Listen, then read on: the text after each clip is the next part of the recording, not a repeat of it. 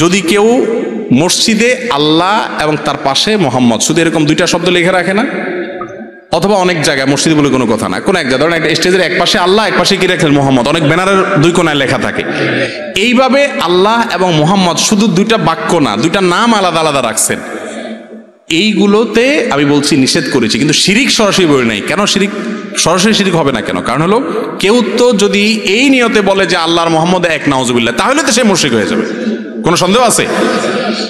কিন্তু কথার মধ্যে আল্লাহর পাশাপাশি রাসূলের নাম তো আমিও সারাক্ষণ বলতেছি, আল্লাহ এবং তার রাসূলের আনুগত্য বলছি না, তাহলে এই যে পাশাপাশি আমিও বললাম, শিরিক হলো কেমনি?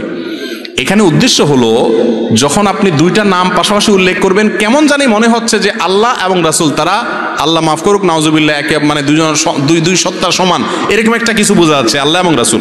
আর যদি আপনার আমি সেখানে প্রশ্ন উত্তর বলেছি, যদি উদ্দেশ্য হয় কালিমায়ে তাওহীদের অংশ আল্লাহকে দিয়ে বুঝাইছেন, মুহাম্মদকে দিয়ে রিসালাতের অংশ বুঝাইছেন, তাহলে সেটা জায়েজ আছে। কিন্তু এখানে যেহেতু ভুল ধারণা আসার সম্ভাবনা আছে, এটা না বলা ভালো। এক ব্যক্তি নবী সাল্লাল্লাহু আলাইহি সাল্লামের সামনে এমনভাবে আল্লাহ এবং রাসূলের নাম উল্লেখ করছে পাশাপাশি, যেন তারা দুই সত্তা এক বা কাছাকাছি, মানে আল্লাহর নামের সম্মানার্থে কথার মধ্যে আল্লাহর কথা আসবে, আল্লাহ বলেছেন এরপর রাসূল বলেছেন, এভাবে তো আসতেই পারে।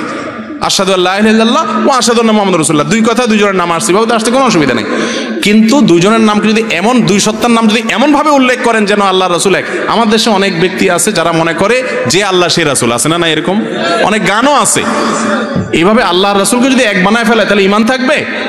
সেটার সন্দেহ যেন না হয় সেজন্য এইভাবে লিখতে নিষেধ করা হয়েছে। যেটা বলতেছিলাম, নবীজির সামনে এক লোক রাসূল সাল্লাল্লাহু আলাইহি সাল্লামের নাম বলার সময় এমনভাবে বলছে, আল্লাহ এবং তার রাসূল এমনভাবে বলছে, মিলায়া বলছে, পাশাপাশি রেখে মিলায়া বলছে, তখন নবীজি তাকে ডেকে বলছেন, বিসাল খাতিবু আনতা, তুমি খুব বাজে বক্তা, খারাপ বক্তা তুমি, কারণ তুমি আল্লাহর নামের সাথে আমাকে মিশিয়ে ফেলছো। আমি সেটা নিষেধ করেছি। আল্লাহ তাআলা আমাদেরকে বুঝার তৌফিক দান করুন।